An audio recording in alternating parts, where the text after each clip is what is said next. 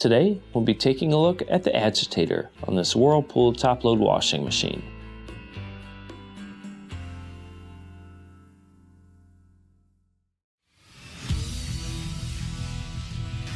Be sure to visit ApplianceVideo.com, where you will find thousands of repair videos on the latest technology. And for a limited time, you can save big on an annual membership and take advantage of all of our premium benefits. ApplianceVideo.com. Do it right the first time. Stop. Before beginning any repair, always be sure to disconnect the power to the appliance. It is also recommended to test the outlet for the proper voltage.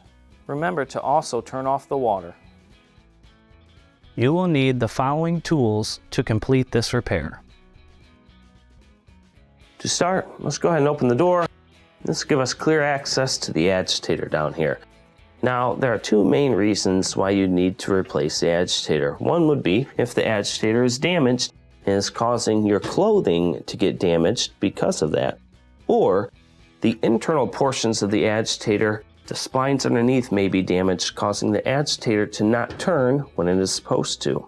Now, in order to remove your agitator to do further inspection, you have to remove the cap at the top, and then on the very bottom, you have a 7/16 bolt that'll have to be removed. They do put Loctite on this, so it can be rather difficult to get off.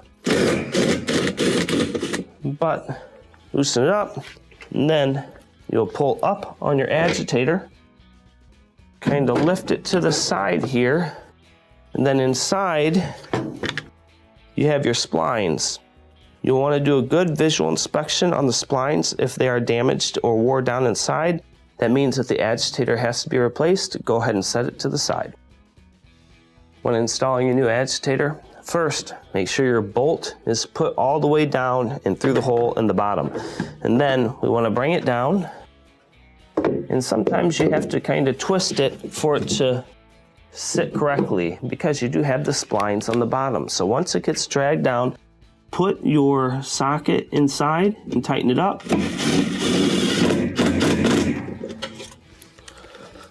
Slide your cap back on, and this will complete your repair.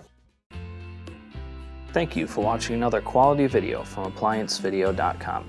If you found this video helpful, make sure you click the like and subscribe to our channel.